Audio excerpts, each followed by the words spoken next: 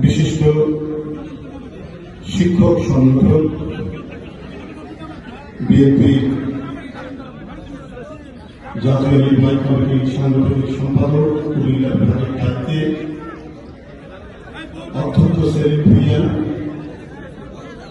Virtually সংযুক্ত রয়েছেন বিএনপির ভারপ্রাপ্ত চেয়ারম্যান, যিনি দলের হাল ধরার পর থেকে গণতন্ত্র ফেরানোর যে সংগ্রামকে প্রেরণা দিয়েছেন, অনুপ্রেরণা দিয়েছেন, দক্ষতার সাথে দলকে পরিচালনা করেছেন এবং সারা দেশকে প্রস্তুত করেছেন এক ভয়ঙ্কর দানব ফ্যাসিবাদকে পরাজিত করার মন্ত্রটা দিয়েছেন জনাব তারেক রহমান। উপস্থিত রয়েছেন জাতীয় স্থায়ী কমিটির সম্মানিত সদস্যবৃন্দ, দলের ভাইস চেয়ারম্যান বৃন্দ, উপস্থিত রয়েছেন চেয়ারপারসন উপদেষ্টা কাউন্সিলের সদস্য এবং দূর দূরান্ত থেকে আজকের এই সমাবেশে আসা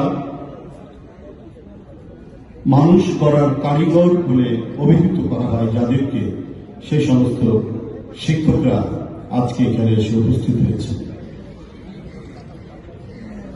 উপস্থিত শিক্ষক বৃন্দ, শিক্ষক শিক্ষিকা বৃন্দ,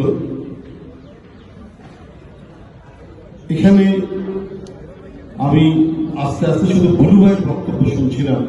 তিনি বিএনপি ক্ষমতায় থাকাকালে কি কি বিএনপির অবদান সেগুলো নিয়ে আলোচনা করেছেন, আরো কিছু বিষয় আলোচনা এখানে করেছেন। আমি এই বিষয়ে বলব, আমি শুধু এটুকুই বলবো যে আপনারা বিএনপির যে ভীষণ পরবর্তী পর্যায়ে সেটা 31 দফার মধ্যে আপনারা পেয়েছেন। তো এটাকে বাস্তবায়ন করতে হবে আমাদেরকে এমন কিছু পশ্চাৎপটে যে ঘটনাগুলো ঘটেছে সেইখান থেকে উত্তরণের জন্য আমাদের কাজ করতে হবে।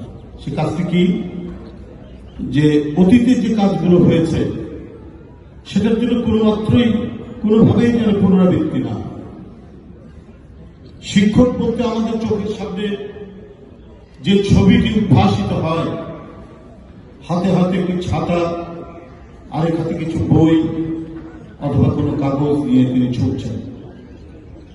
আমি বগুড়া জেলা স্কুলের ছাত্র ছিলাম, আমাদের এক শিক্ষক, তখন তো মানে এত বগুড়া শহর যত বড় হয়েছে তখন এত বড় ছিল না। সেই আমি 68, 69, 70 সালের কথা বলছি, 3, 4, 5, 6 পড়ি। একজন শিক্ষক বাসায় বাসায় এসে যতটুকু সম্ভব তিনি খোঁজ নিতেন যে ছেলেরা পড়ছে কিনা, মানে যে ডেডিকেশন, এই ডেডিকেশন, এই উৎসর্গীকৃত প্রাণ শিক্ষকরা একসময় ছিলেন। আমরা আমাদের বাবা এবং মুরব্বীদের কাছ থেকে শুনেছি আরো অনেক শিক্ষকের অনেক কিংবদন্তি তুল্য কথা, যেগুলো সমাজে ছাত্রদেরকেও প্রেরণা দেয়। কত কষ্ট করে নিজেরা শিক্ষা লাভ করেছে এবং কিভাবে তারা ছাত্রদেরকে শিক্ষা প্রদান করতে। আমাদেরকে সেই জায়গায় ফিরে আসতে হবে, কমপক্ষে নৈতিকভাবে। হাসিনার যে দুর্বিষহ আমল, এই 17 বছরের মধ্যে কি ভয়ঙ্কর পরিস্থিতি শিক্ষা ব্যবস্থা নিয়ে পড়েছে। আসলে আপনি যদি একটি শহরের পানির ট্যাঙ্কিতে যদি কেরোসিন তেল রাখেন তাহলে বাড়িতে বাড়িতে কেরোসিন তেল যাবে ট্যাপ করে। আপনি যদি দুধ রাখেন তাহলে দুধ যাবে সেই কল ছাড়লে পরে।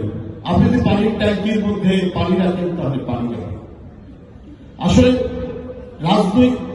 রাষ্ট্রীয় ক্ষমতায় কে, সেটা যদি জনগণের দ্বারা নির্বাচিত জবাবদিহিমূলক সরকার থাকে তাহলে এই ধরনের ঘটনা যেগুলো ঘটেছে, মাদ্রাসার সুপারিনটেন্ডেন্ট এলাকার একটি মেয়ের উপর নিপীড়ন হচ্ছে, নির্যাতিত হচ্ছে, আওয়ামী লীগের লোকরা করছে, সেই সুপারিনটেন্ডেন্ট সেটা প্রশ্রয় দিচ্ছে।